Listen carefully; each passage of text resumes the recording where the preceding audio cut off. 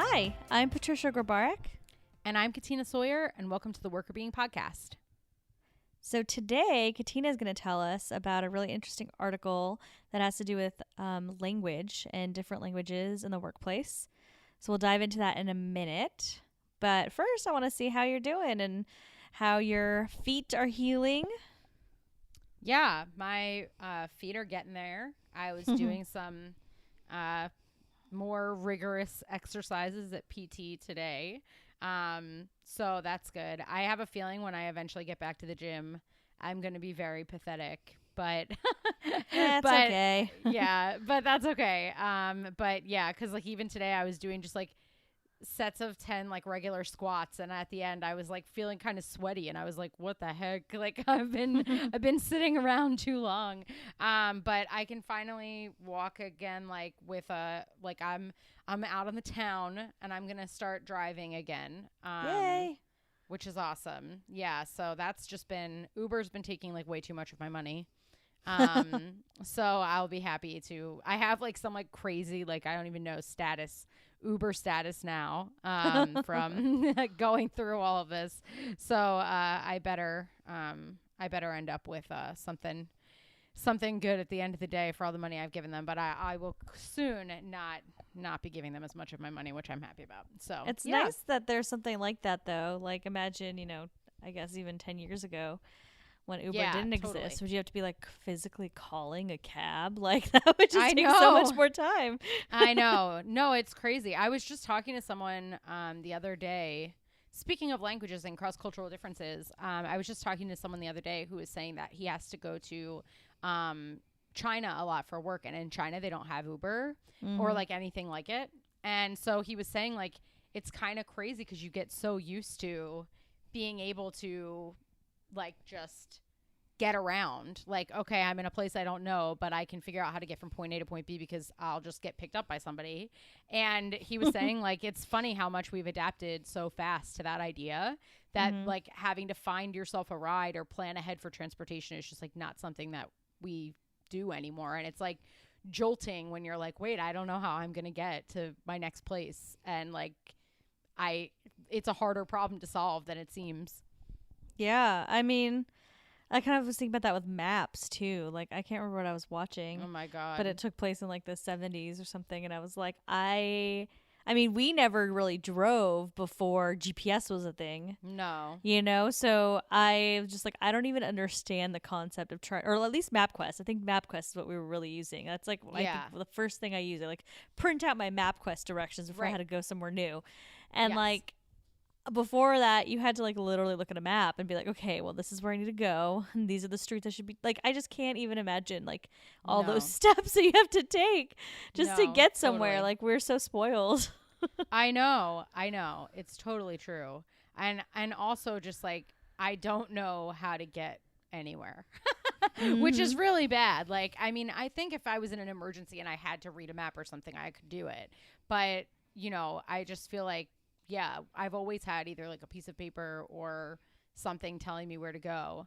I feel like one time when I was in high school, I used to drive every day in the summer to my summer job, which was like literally 10 minutes away from my house. And one day the road was closed that I usually took.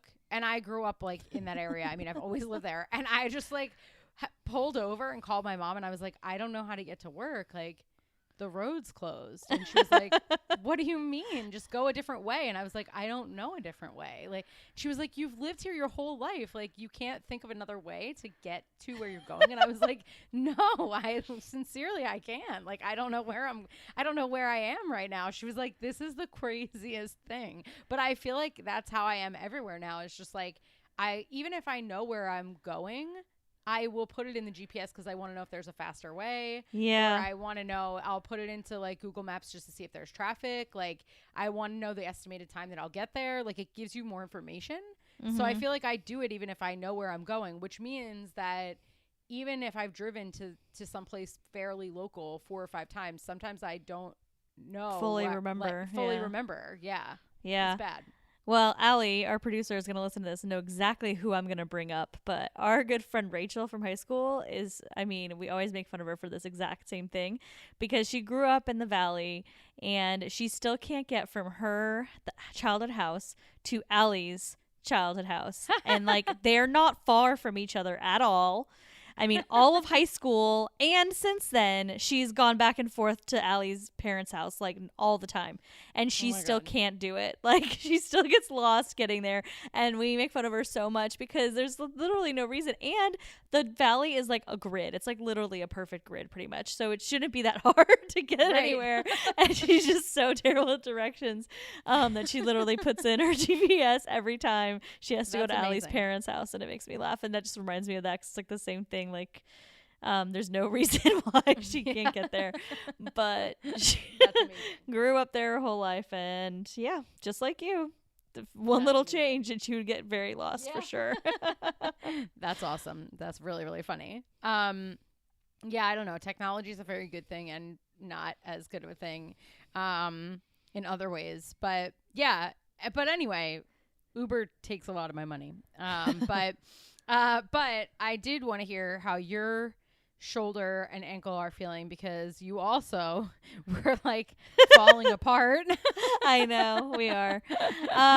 Well, luckily, I will say that luckily what I did was elective to deal with previous injuries. So I got a PRP, which is like a procedure to help heal like tissue and ligament types of injuries.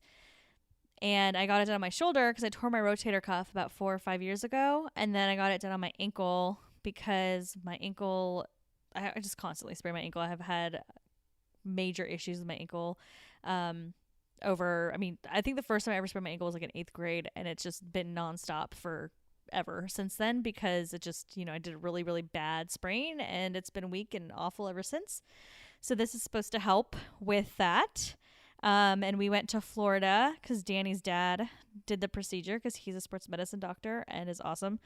And it's also really nice to have a doctor-in-law to help me out. Yeah. So I got those done. I guess it's been a week. The recovery is not bad from this type of procedure. I mean, basically what they do is they just like take out your blood and they spin it around and they put like all the good stuff back into the injury sites. So it's really just all needles. It's not like a surgery or anything like that. My shoulder's sore definitely, and I'm not like supposed to be lifting my arm above my head, at least for the first 2 weeks. So it does limit my motion and it feels really weird. And I like can't wash my hair or put a ponytail up or anything like that, like weird little things like that. I use your shoulder way more than I ever thought you did. Yeah, totally. So that's weird, but my ankle feels totally fine. I have to actually just like remember that it's not fine, that I'm supposed to be like taking it easy on it because I don't feel any pain in it at all. But yeah, it's about 6 weeks of recovery. 2 weeks is kind of like keeping it relatively slow. Then you start PT, and then by the end of 6 weeks, you're up and running good as new. And it's not like I can't walk or anything. Like yours was obviously a million times worse and clearly not elective by any stretch. Well, I elected to have them fix it, but I did not elect them. I did not elect to have it happen. True. Yeah, I feel like you just don't realize how much you use stuff until you can't use it, and then you're like, wow, this is quite sucky. But at the same time, I'm happy that the time does go fast, and even though it was 10 weeks ago now that I broke my feet, like it feels like that, even though it was like annoying that whole time, it feels like it went pretty fast. So I'm lucky that I'm still able to use them in life. Just temporary setback. I don't know when I'll be able to like not be like sad and weak at doing exercises, but I guess we'll do one thing at a time. Yeah, I mean that stuff takes time, but I think it's normal, and you'll work your way up. I mean, from when you first started doing those kinds of workouts, it's not like you were always doing the type of stuff that you do for your whole life. So that's true. You'll get there. It'll be fine, and we'll kind do of it. Feeling the same way, but you know, honestly, I'm like really happy that I did it. At first, I was like nervous because I really, really, really, really hate needles. Like, I know. I saw your Instagram story, or Danny's Instagram story. He was so mean. He was just like filming everything I know that was happening, and I did not share it on Workr because that would have been horrifying for all of you. I sent him a message, and I was just like, she is gonna kill you, because he was just like, there's Patricia, like, going to her death. Yeah, I know, it was so bad. And like, I didn't look at the needles until I saw his stories later, and I was like, oh my god, those needles were so big. But luckily I didn't see them during that, because I closed my eyes, and like, I was whatever. I'm really a big baby when it comes to needles. But I'm glad I did it, because I think it'll help. Like, I think, you know, have like these kind of recurring pains here and there. And then if I'm spraining my ankle like once a year, which is actually not too much of an exaggeration, then that means I'm out, out from doing anything for like 3-4 weeks every year. So now it's like, okay, I do the 6 weeks of recovery, and if I can take care of it and help it heal, then hopefully I won't have that recurring issue, and then I won't have to be out for the count every year for a few weeks here and there. Plus, you got filled with like super blood, which is cool. Sure. I keep telling Brendan, I'm like, I have a like metal ankle now. Like, I am slowly turning bionic. Like, this is the phase 1 of me turning fully bionic. Hopefully there aren't other phases that you can just stay with just the ankle and become super ankle lady, and that's about it. Yeah. I mean, it takes a lot of hard work to become bionic or to get super blood. I don't like needles either, but I always have to watch them. I have to watch it happen. Yeah, like, I don't know why. I just like, I can't let it just happen. I have to watch it. That's bizarre to me. I have to pretend it's not happening. Like close my eyes. I literally was like doing breathing exercises. Danny's dad was like, you're making me nervous with like the way you're breathing. I was like, I'm breathing in a calming fashion. This is the way you're supposed to breathe. Like, come on. This is called a meditation here, right? Here. I'm just trying to like, whoo. But I think it was just because I was being a big baby. He was like, oh God. I'm sure it's not easy to like do this kind of stuff on, family members versus like a random person. So I agree. Yeah, I'm pretty sure he like numbed my shoulder more than he does for the average person, because I think he was so scared of me and my freak out of needles. You're like, you're a terrible doctor. No, that's really funny. Yeah, I don't know why I feel like I have to like monitor what's going on, but I've always been that way since I was little. Like, I don't like it, but I have to. I don't know anything about whether they're doing it properly or not. But I for some reason I have to monitor it. Like, I have to know what's going on. That's so weird. Yeah, it is pretty weird. I'm not really quite sure where that urge comes from, but well, we've all got our things. Yeah, I can't look at it. You have to look at it. I mean, we're just neither is really weirder than the other. No, I guess the weirdest one would be continuing to alternate between looking and not looking. A combination of us would be the weirdest. Agreed. You pick one and you stick to it. That would freak the doctor out bad. Yeah, I'd be like, are they looking? Are they not looking? Are they looking? Are they not looking? Oh, yeah. No. I'm good just not looking at it. I get like wheezy, not wheezy. Queasy. Queasy, wheezy. Whatever. Not wheezy. That would really freak the doctor weird. Out. I think that would be a different problem. Yeah, they'd be like, wait a second, something's happening to the respiratory system right now. I don't know why the needle is doing that, but oh, wheezy. Anyways, wow. We've really gone far afield of our topic today. None of this conversation has anything to do with what we're going to talk about. Well, why don't you tell us what we're going to talk about? What is the article called and all the good stuff about it? Sure. So the article is called Mind Your Language, The Effects of Linguistic Ostracism on Interpersonal Work Behaviors. And it just came out recently, so it's in press at the Journal of Management, and it's by Fiset and Bhave.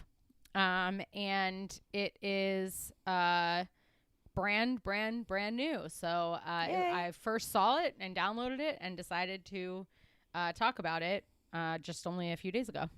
Cool. Okay, so it sounds fancy, this linguistic ostracism. What is it? It's basically the idea that there are lots of different countries represented now in our workforce, and people every day are working with people, and probably a lot of our listeners are working with people that come from different national origin than they do. And sometimes you might work with other people that come from the same national origin as they do, or maybe there's someone else in the workplace who comes from different national origin, and maybe you and all your colleagues mostly speak English.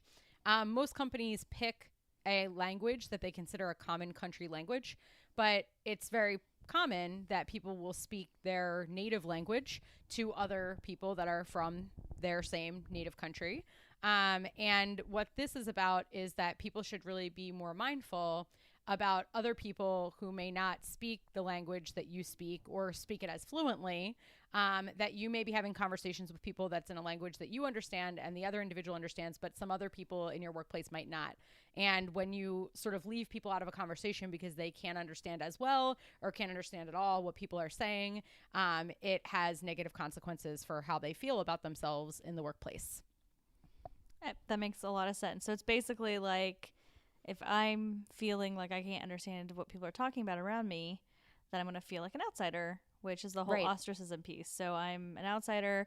And there's always that like stupid feeling, which is probably not accurate most of the time, where you feel like people around you are talking about you if they're not speaking your language, which it's not often true.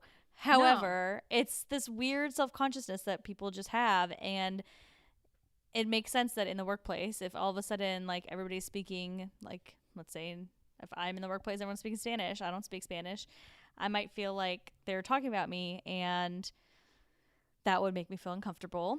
Yeah. Obviously, even if they're not talking about me, it's not the best situation, but I think that people tend to jump to that conclusion a lot, which is really funny. Yeah. But would obviously contribute to that whole like idea of being ostracized or being an outsider.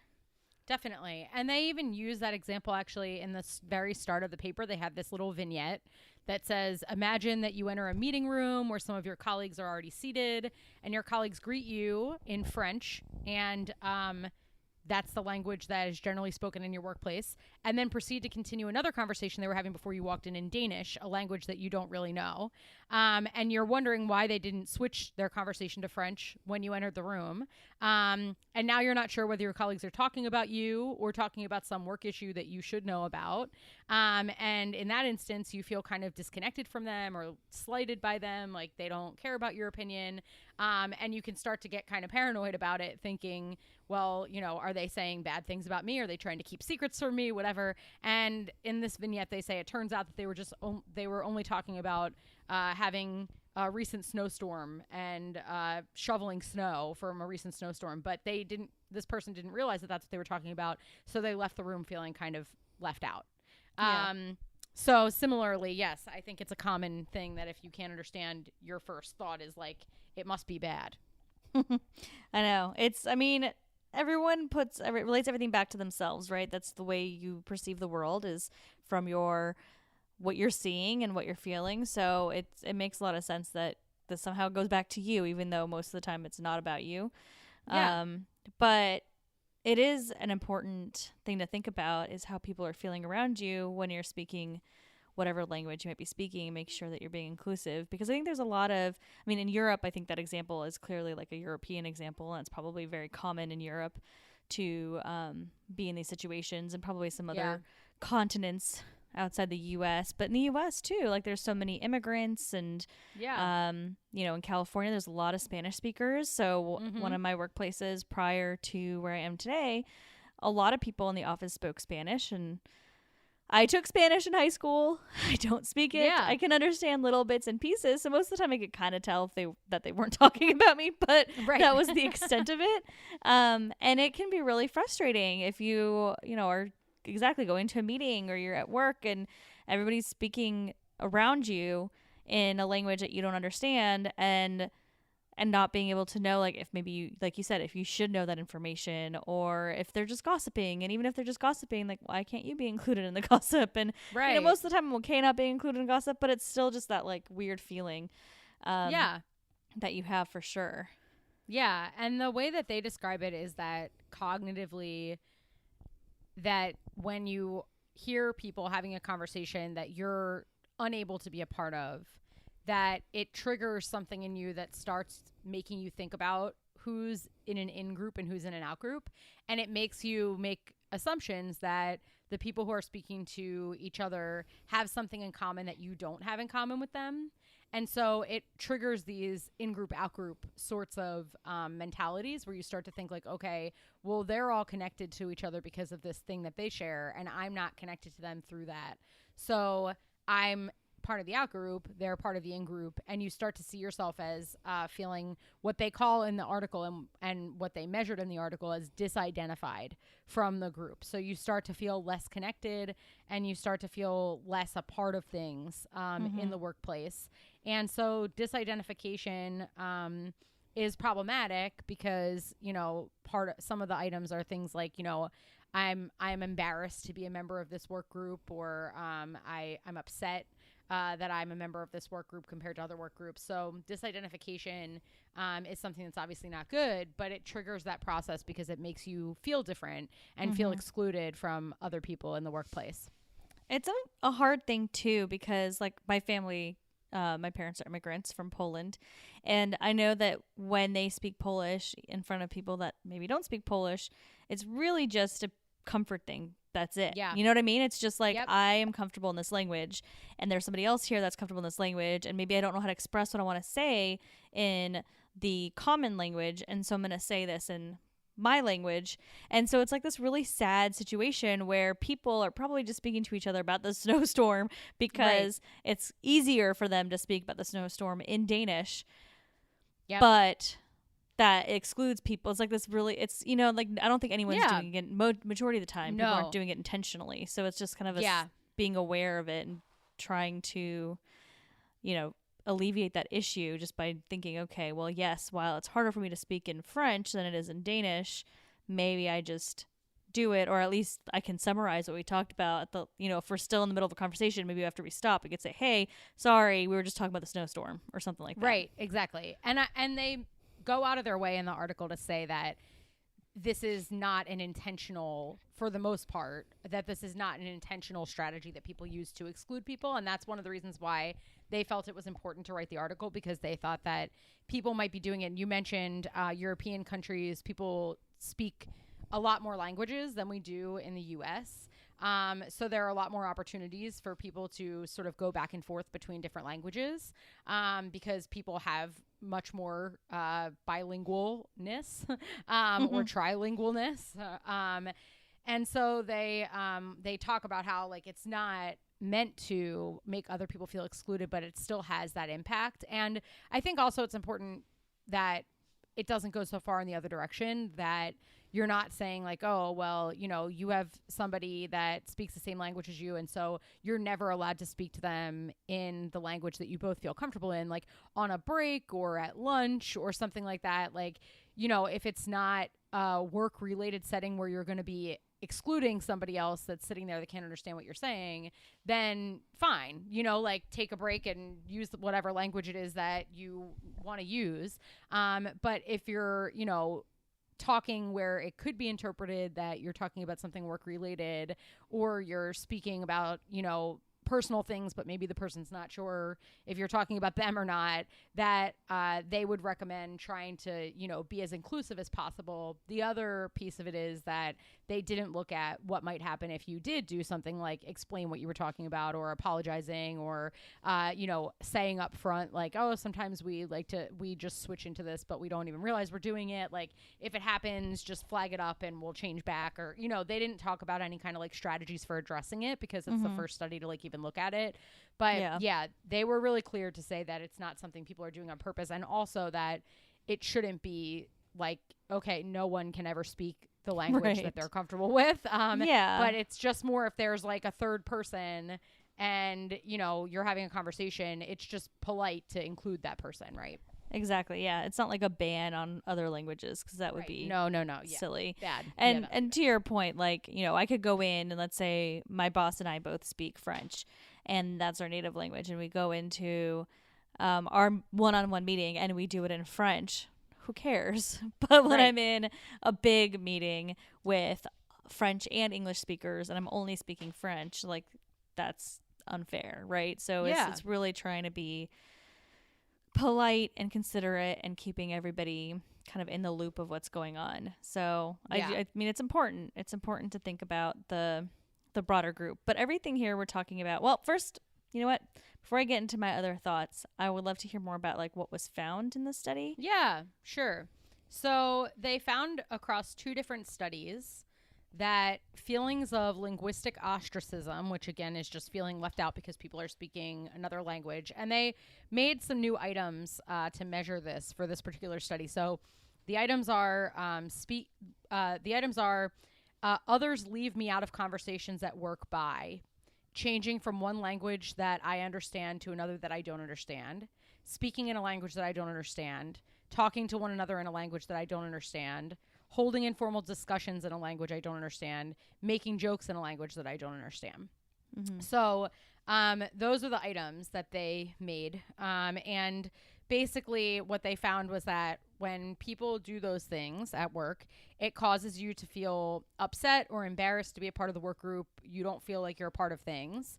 And so you're less likely to go out of your way to help other people because you just feel less connected to the group. So that's called citizenship behavior. And we've talked about that before on here, but just for people listening, going out of your way to be a good citizen, helping people who need to learn something that they don't know how to do, or staying late to help a colleague finish something.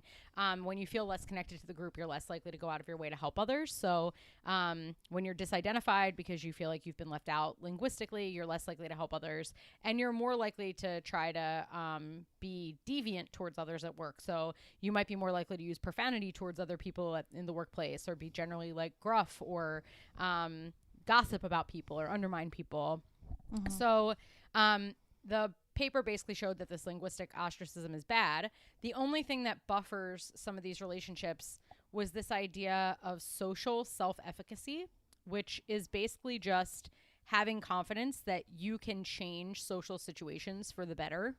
So yeah, I might be left out linguistically by my colleagues, but I'm confident that there are other things that I can do to rebuild this relationship, or I can extend an olive branch and try to make my relationship with them stronger so that I don't become disidentified in the long run. So things like, I'm really good at making friends, and I'm very skilled at making new personal relationships or contacts. If you feel that you're really good at those things, then it sort of buffers the relationship between when I feel left out, I'm less likely to get to the stage where I feel disidentified because I try to go out of my way to rebuild those relationships, or I'm confident that I could if I wanted to.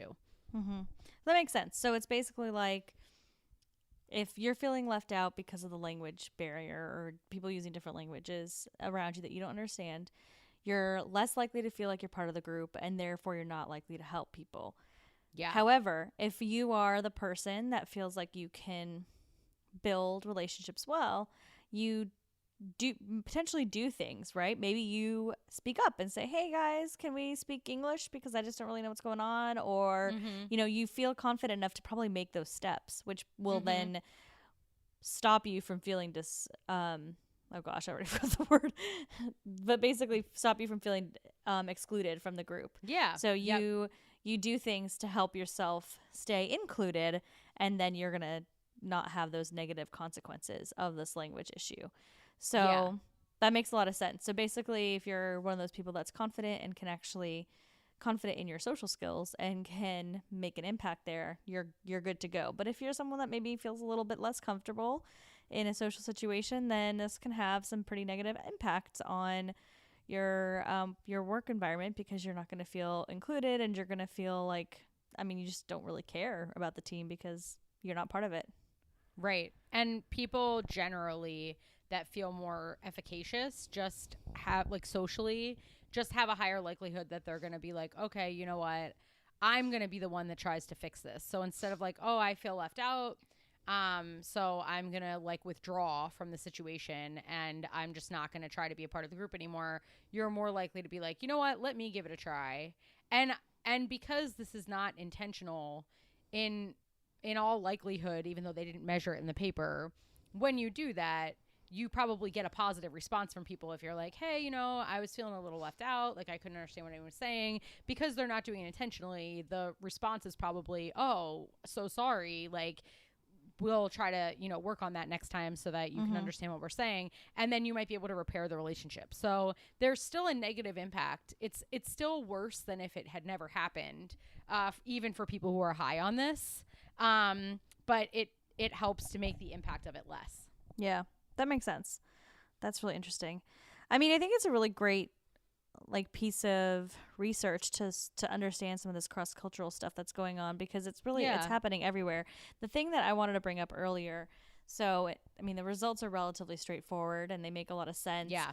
But I'm curious as to how this would play out in different contexts. So, for example, if I'm living in France and I walk in and there's people speaking Dutch and I don't understand them, and you know, we're in this group where we're always face to face in this type of situation, I wonder if there's a stronger effect there than if you're working cross-culturally across country lines. So like I work with, you know, teams across the world within our company, and you know, I'll talk to people in Asia and in Europe and whatever, and sometimes there have been moments where people will speak another language on the phone, but but it's almost, first of all, it's almost always very clear that the reason why they're speaking this other language is they're trying to communicate a thought into the group, you know, in whatever location, that maybe not that person that wants to communicate that thought doesn't speak English well enough. So then they speak it to the rest of the group, and then somebody from the group will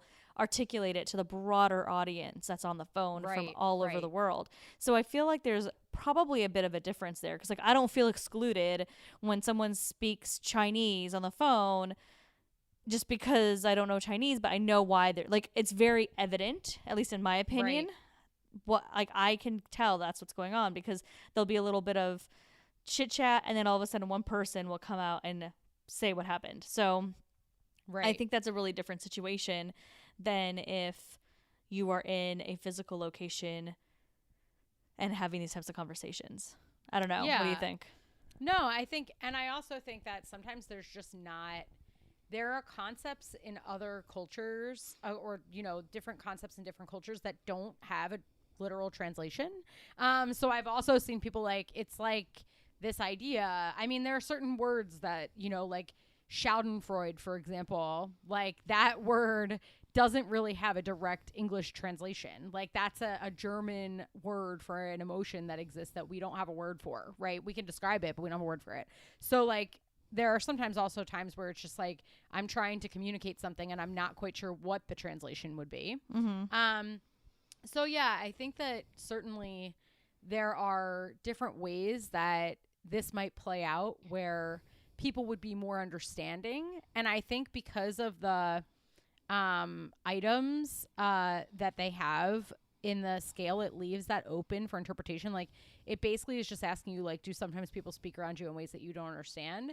But I could imagine that like it would matter contextually if you understood the rationale for it, or if it just seemed like it was that nobody was noticing that you didn't understand. And I think also it might matter, you know, what the implication for like the motivation for it is. Like when we send interns, well, this is experience that I had in previous institution. I haven't been at this institution long enough to know, but when we would send interns cross-culturally, sometimes it would be frustrating because they would go and be like, oh, you know, I'm going to go over and, you know, work in Italy. And basically like all the interns would just clump together and speak English to each other all day and not really like immerse themselves in the culture or try to, you know, get to know other people or think about whether or not other people would be like, okay, these interns are sitting here speaking to each other. And maybe most people in their workplace understood because, you know, a lot of Italian people also speak English. But if somebody didn't, like,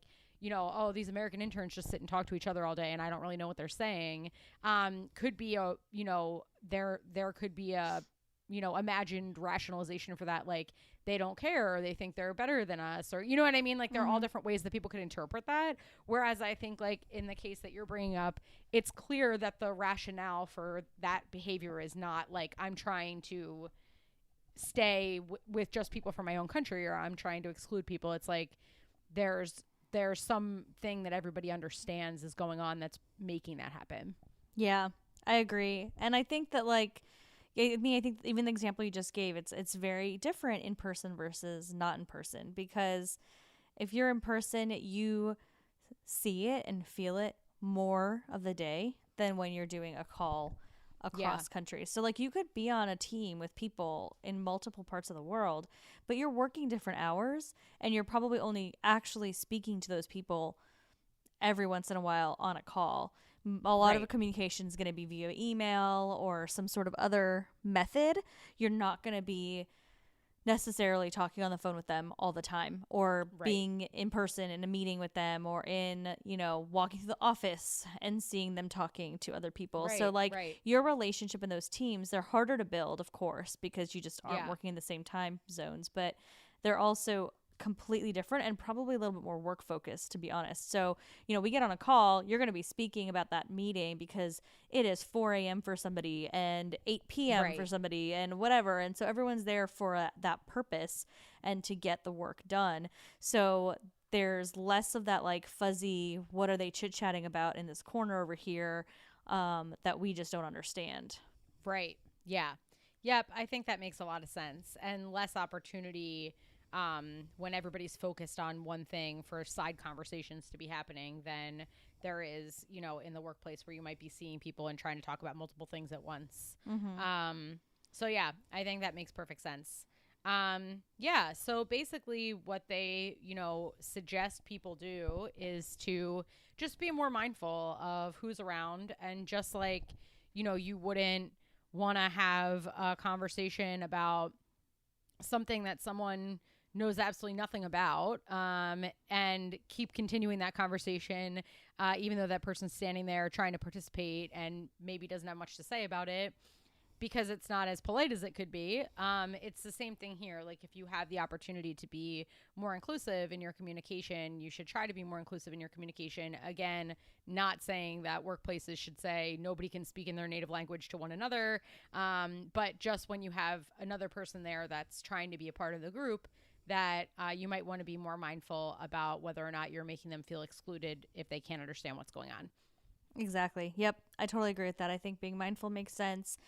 Trying to speak the common language across everybody as much as possible. Then if there are cases where you don't know how to translate something, or you need to try to express a thought to somebody that speaks the same language as you to then be able to help you translate it, like, you can make it very clear that's happening, say, like, oh, this... I'm trying to figure out how to say blah, blah, blah. And you say it in your own language, and then maybe people can help you. Or, if in the case of someone walking into a room and you're speaking a language, you can switch, or you can finish the thought and then just, apologize and say, and give someone a hint as to what you're talking about, so they don't feel like, you stopped talking when they came in the room in your language. And like there's so many things that people just automatically start to think, even if they know it's not true, even if they know you really well, it's hard to not think those things.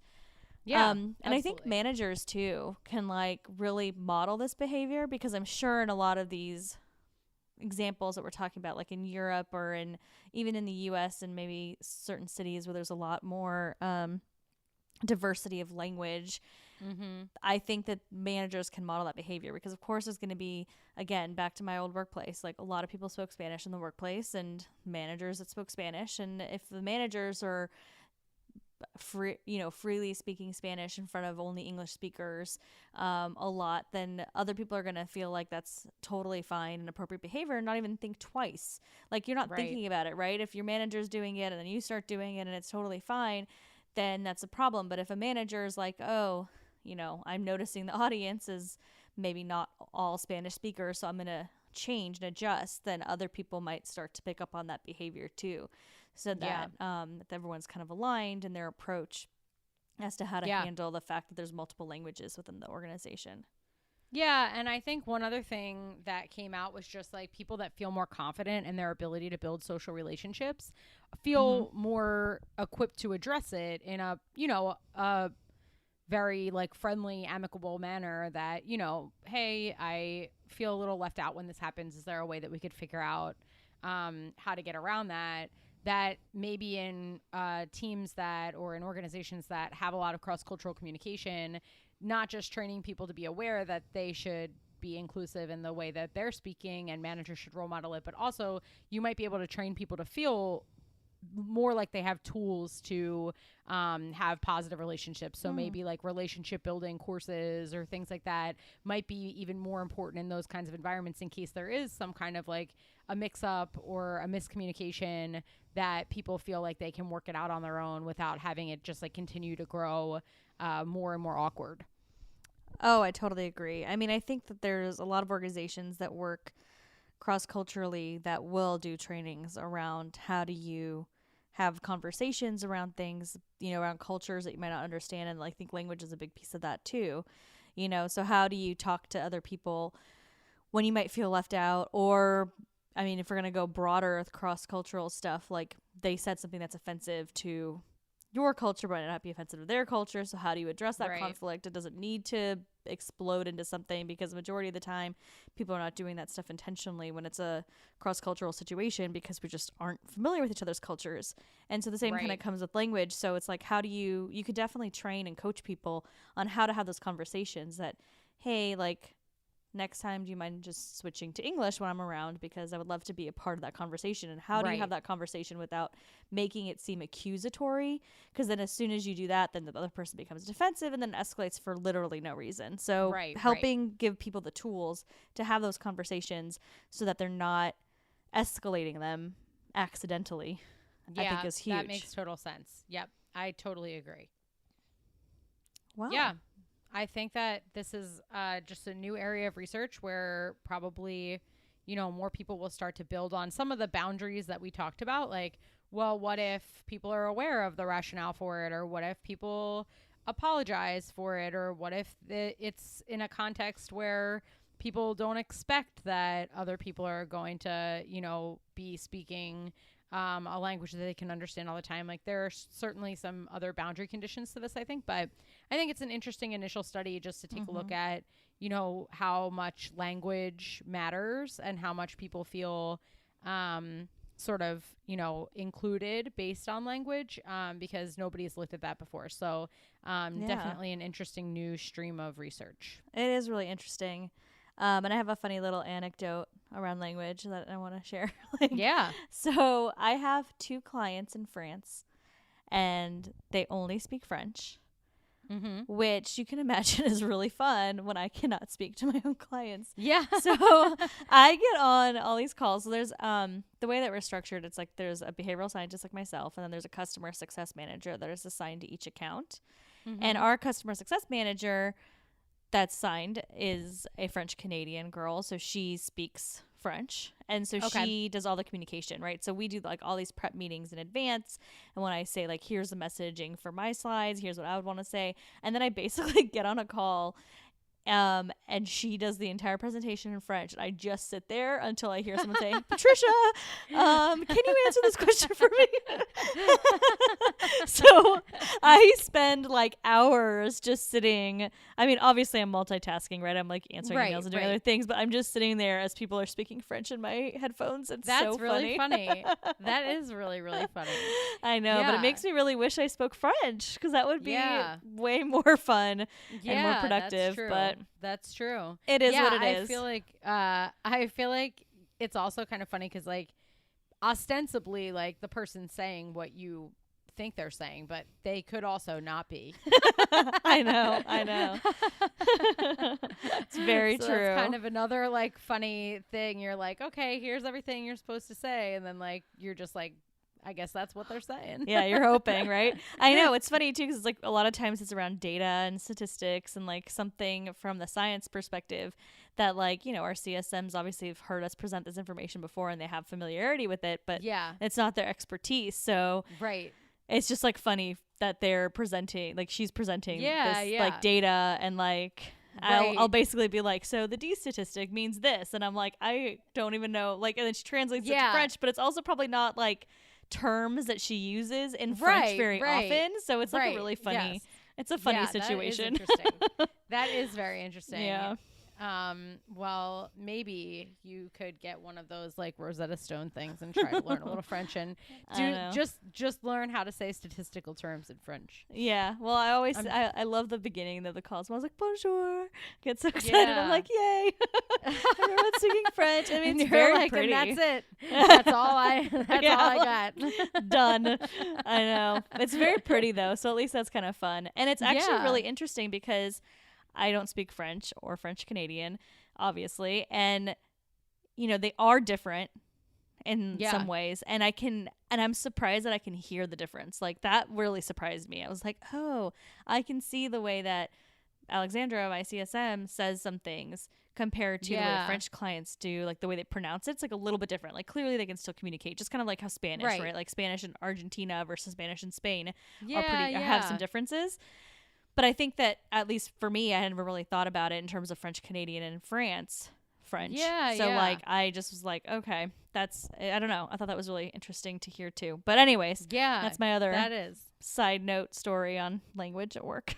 I like that. Yeah, my only side note story is that one time I was giving an assessment in Brazil, and in Brazil, like, the conversational Portuguese is really different from formal Portuguese. So, like, nobody speaks formal Portuguese. Mm-hmm. And we were giving an assessment, and they asked us to give it in Portuguese, and we did not do a good job of, like, the translational end of things, or like doing due diligence on like what form of Portuguese it should be. So I was the one that was like I was coordinating and organizing this day of different assessments, and the cognitive ability assessment that we gave was in formal Portuguese, and at like in the middle, like around the same exact time, like everybody in the room was just like laughing, and I was like, what's going on? And they were like, well, we don't really, this isn't really the language we speak, so we're having a little trouble deciphering some of this stuff, just so you know. It's not horrible, but it's not quite right. But B, there are different words that we use for different things in formal Portuguese. And the passage was about a cat that was in a tree. I don't know why the passage was about a cat that was in a tree, but it was. But the formal word for cat in Portuguese is the same word as prostitute in like the informal Portuguese. Oh, no. The way they were reading the story was like that there's this like prostitute stuck in a tree, and like the police are coming to try to get her out, and she's like meowing at them, and she won't come down. And like it's a whole long story, and they were like, yeah, this story is really interesting, like from our interpretation, but I don't think that's what it's supposed to be. And I was like, no, I don't think that that's what it's supposed to be. And then obviously we couldn't even use the scores from it because it was just like not the right test. So that was like that was a big mistake. But yeah, they were like, that was a very interesting story. That's really funny. Oh my God. I mean, that's similar to the French Canadian French thing, because we had a translation in French, and then our French Canadian clients were like, we can't do this. This is not right. And I was like, oh. Well, I was not personally like, because I was not in charge of the translations, but I learned later that there's enough of a difference that we had to have two translations, because the French Canadians were very upset about using just, normal, or what we would consider normal French. And and I'm sure that in France, if they got a French Canadian version, they would scoff at it as well. So yeah, it doesn't really make sense, and sometimes you can get really really convoluted stories that don't really work. The sex worker in the tree. Oh boy. Yeah, right. Yep, there it is. It was meowing at the police. She just kept climbing higher and higher the more they tried to get her to come down. And they were like, what the heck? Oh man, that is so funny. That is so good. So good. Man. Anyway. Well, language is fun. Yes, it is. But yeah, hopefully this is a helpful first step in trying to understand some of these issues. And, I think it is. we can follow back up if anything new comes out. Yes, thank you so much for sharing this article. I thought it was really interesting and definitely a different topic area. And we'd love to hear from you, all of our fabulous listeners, about your experience with language in the workplace, or, what your thoughts are in this topic, or maybe some additional research areas that we haven't thought of as we've been talking through this. So please reach out. Let us know your thoughts. You can email us at workrbeing@gmail.com. You can find us on social media at workrbeing on Twitter, Instagram, LinkedIn, and Facebook. And you can find us on our website at workrbeing.com. Thanks for listening. Thank you. The Workr Being podcast is hosted by us, Patricia Grabarek and Katina Sawyer, and produced by Allie Johnson.